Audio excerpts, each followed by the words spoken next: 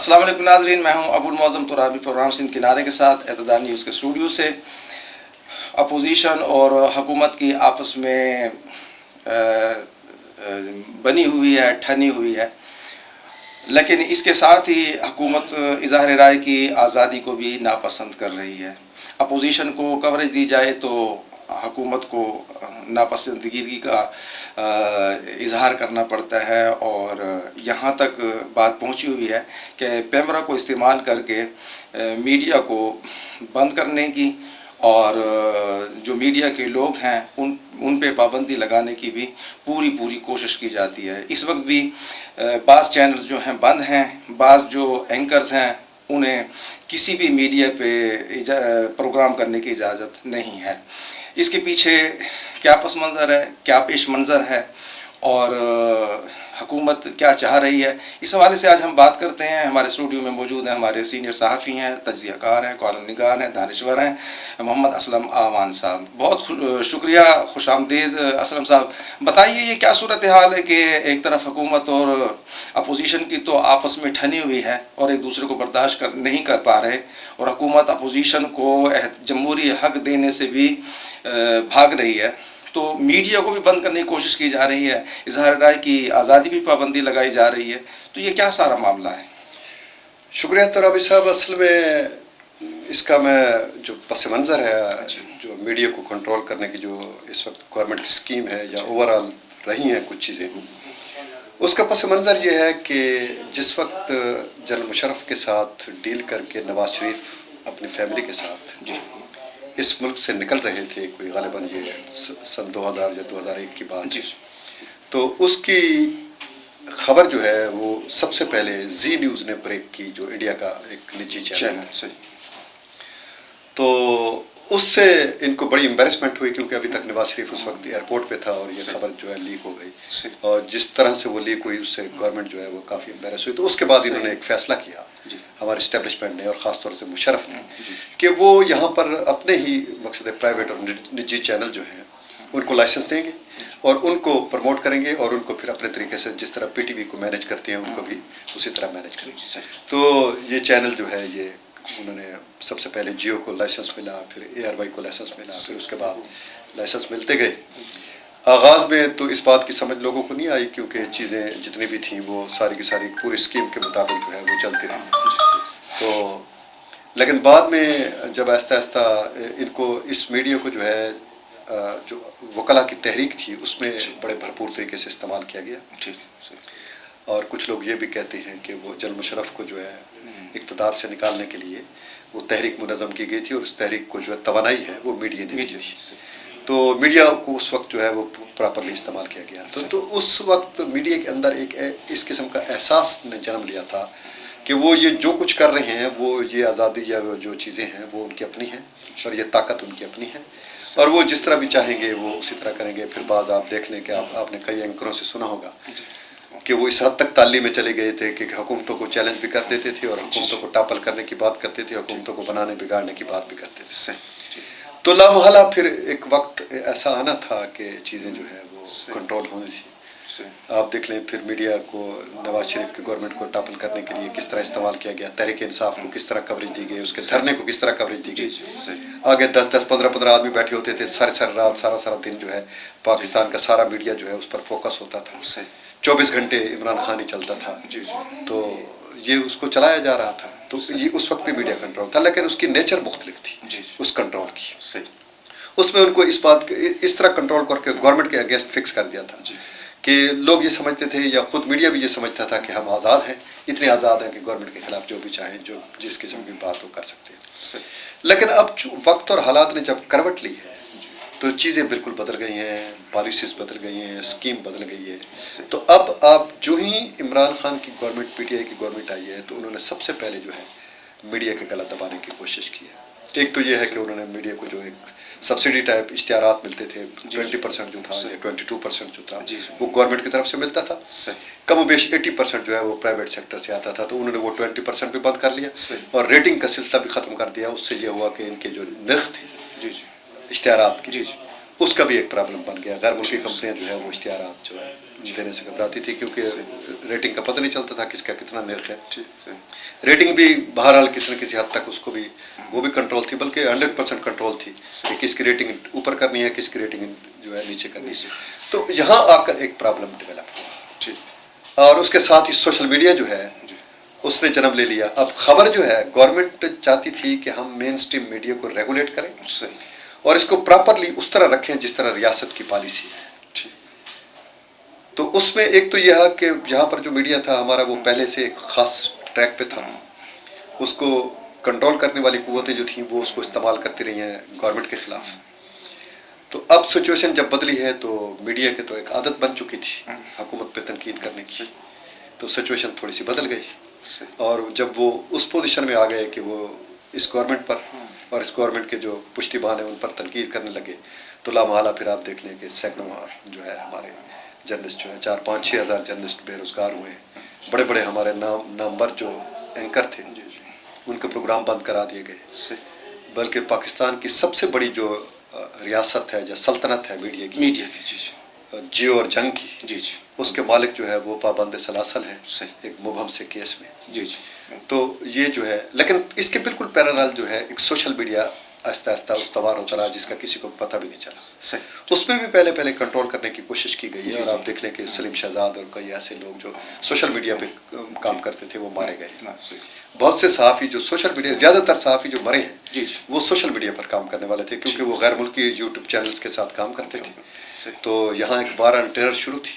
اس کے حوالے سے وہ اپنے تجربات کو شیئر کرتے تھے یا کچھ ایسی خبریں دیتے تھے جس سے دہشت گرد جو ہے وہ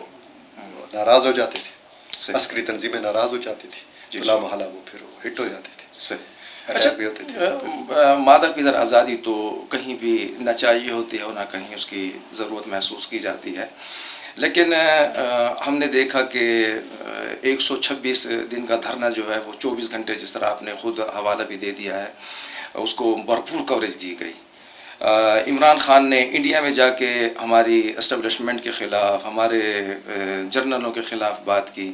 اور بہت سارے ان کے انٹرویوز موجود ہیں مختلف مقامات پہ, ملک کے اندر بھی ملک کے باہر بھی, انہوں نے بہت کچھ کہا. لیکن آج پی ڈی ایم کے بیانیے کو وہ کہتے ہیں کہ یہ بغاوت ہے, یہ غداری ہے, یہ ریاست کے خلاف ہے. تو کیا حکومت کے خلاف بات کرنا, وزیر اعظم کے خلاف بات کرنا, یہ غداری اور بغاوت ہے؟ اور اس فوج کی آڑ میں, اسٹیبلشمنٹ کی آڑ میں میڈیا کو بھی پابند کرنا اور میڈیا اینکرز کو بھی اداروں سے نکلوا دینا اور ان پہ پابندی لگا دینا. تو آپ کیا سمجھتے ہیں کہ جو موجودہ حکومت کر رہی ہے, اگر وہ اپنا ماضی دیکھے تو اسے اسی میڈیا نے کوریج دی, اسی میڈیا کے کاندھے پہ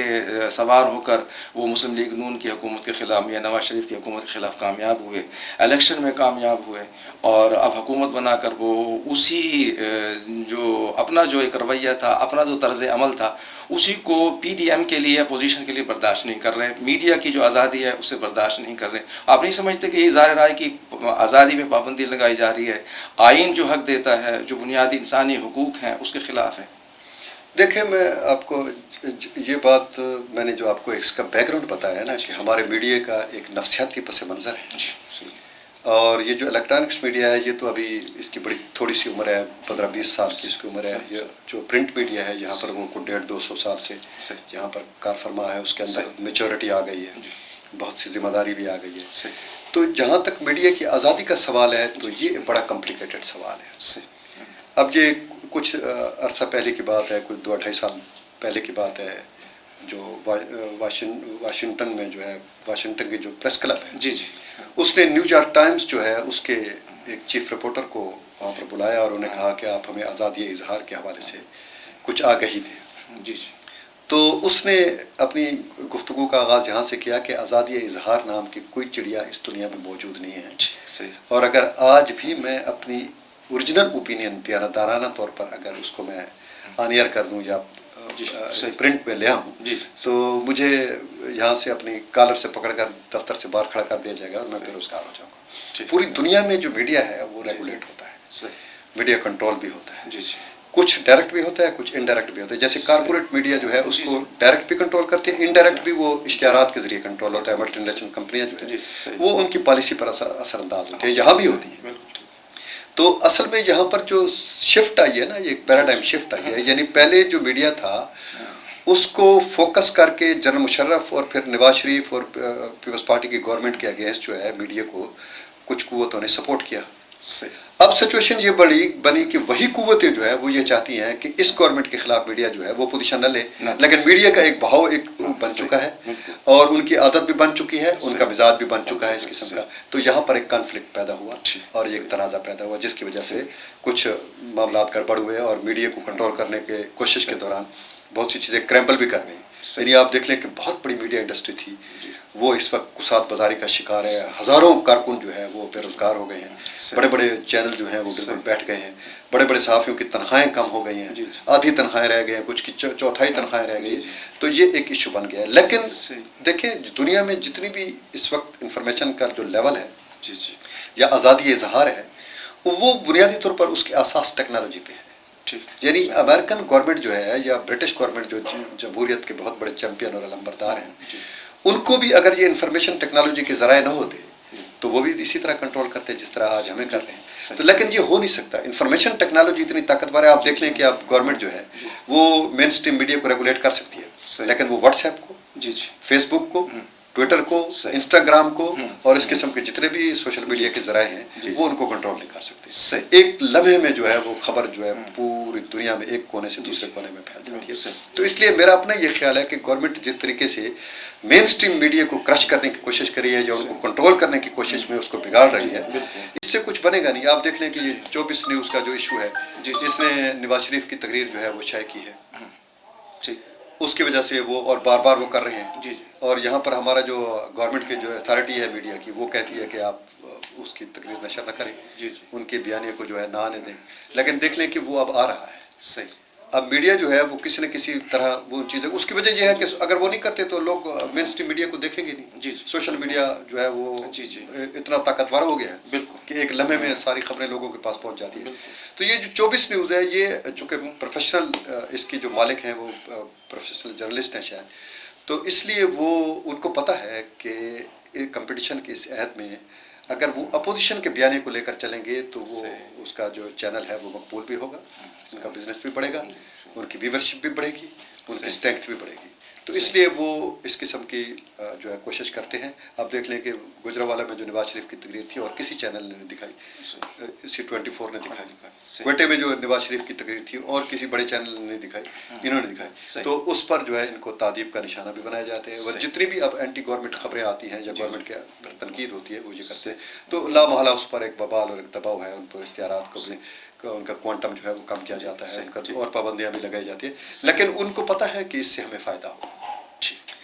اور آج دیکھ لیں کہ آج ہم احتجاج یہاں پر جو کر رہے ہیں تو اس لیے کر رہے ہیں کہ اس پر حالانکہ ہمارا براہ راست ان سے کوئی تعلق نہیں ہے, لیکن ہم ان کے کہنے کا جو حق ہے, یعنی ان کے اظہار رائے کا جو حق ہے, اس کے لیے ہم لڑیں گے. اور یہ بات بھی میں آپ کو بتا دوں کہ یہ جو تحریر اور تقریر کی آزادیاں ہیں یہ کبھی بھی انسان کو ایسے پلیٹ میں رکھ کے مفت میں نہیں ملی. اس کے لیے 4000 سال پر محیط انسانی سماج کی بڑی پیچیدہ جدوجہد اس کے پیچھے کھڑی ہے. اس لیے آسانی سے انہیں کوئی سرنڈر بھی نہیں کرتا, اور کسی نہ کسی شکل میں پوری دنیا میں, چاہے وہ امریکہ ہے, چاہے برطانیہ ہے, چاہے روس ہے, چاہے چین ہے, جہاں بھی ہے جہاں پر اتھارٹیرین رجیمز ہیں سب چیز کنٹرول میں ہے. یعنی چین جو ہے وہ ایک اتھارٹیرین رجیم ہے, وہاں ہر چیز کنٹرول میں ہے, میڈیا سب چیز نیشنلائز ہے, انڈسٹری نیشنلائز ہے, میڈیا نیشنلائز ہے, وہ ساری چیزیں کنٹرول میں. لیکن اس کے باوجود بھی وہاں سے خبریں جب بھی چاہتی ہیں وہ اب وہ نکل آتی ہیں, کیونکہ ٹیکنالوجی اتنی طاقتور ہو گئی ہے کہ وہ چیزیں نکل آئیں. تو لامحالہ جو انسان کو اس وقت آزادیاں ملی ہوئی ہیں اظہار کی اور رائے کی اور بنیادی انسانی حقوق,